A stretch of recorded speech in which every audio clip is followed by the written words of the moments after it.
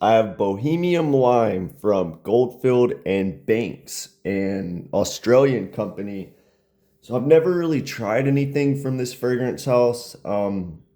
They seem to be somewhat popular. I watched an interview with the owner on Lucky Scent, and he seems to like fragrances a lot. One thing I always think about watching interviews with brand owners just from like Lucky Scent or other podcasts is people seem to be interested in fragrances and know um a decent amount that own brands, but if you just look on base notes or people that are really into the niche community, it seems like there's a lot of people that know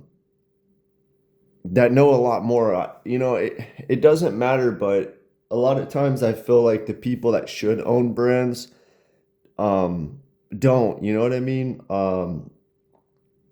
And a lot of times that, in my opinion, that can mean a fragrance house is interesting or not, depending on how deep someone is into the fragrance game. I feel like there has to be an understanding of fragrances, and kind of like I feel like perfumers should have their own fragrance houses. But then again, even that, a lot of times that goes the way of mass appealing fragrances. You look at like Mizner, what is it, Mizner by Alberto Marias or MFK in a way, but they still have interesting fragrances. But anyway, this fragrance, it's good. It's just kind of simple, but I mean, it's still good. I see it gets compared to Jimmy Choo Man Ice and Dior Homme Cologne, Versace Eros Energy on Fragrantica. I like all three of those fragrances a lot. Um, to me, this doesn't smell like those, right? Maybe if I had to pick one of those, Eros Energy in the opening, maybe, but to me, it smells something more like Tom Ford.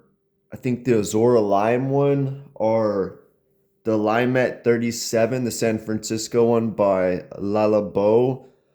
Uh, it has this like old school Italian feel to it, like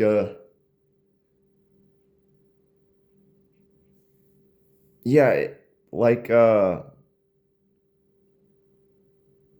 it's basically like this old school Italian vibe. Think of like Aqua de Parma, some of their old fragrances, especially when it dries down. The opening, you get this kind of burst of freshness, like Tom Ford's Azura Lime, but then it dries down quickly to Italian cologne, in my opinion.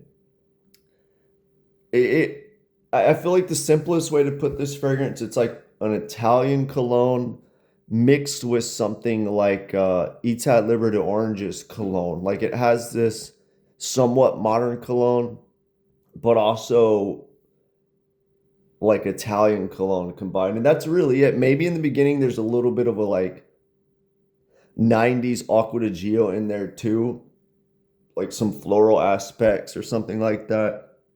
But anyway, the notes are lime, Haitian vetiver, bergamot, Moroccan cedar, Australian sandalwood, and coriander. Um, yeah, I wonder if they put real Australian sandalwood in here. I mean, the company is Australian, maybe, but I think Australian sandalwood, last time I checked, is like 25, $30 an ml, and it's kind of weak. You need a lot of it. So, and it's hard to say. I don't know. It doesn't smell any different to me. I don't get any um, of the dill pickle. I know some people say Australian sandalwood smells like Lalabo's Santal 33. I doubt that has any sandalwood in it either. Australian sandalwood anyway. But yeah, overall, a good fragrance. Basically, just a fresh Italian line or Italian cologne mixed with something more modern, like maybe a 90s cologne or even Etat Libre oranges. Fresh, but maybe slightly more old school. I don't think it's as modern as something like Dior Homme Cologne. That one smells like a modern musky um,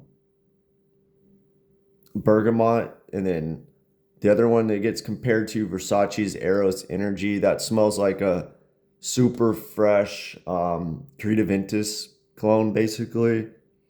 Um, yeah, so it's a little bit more classic. I feel like the prices are retail 160, a 50 ml, 240, 100 ml. That's really pricey.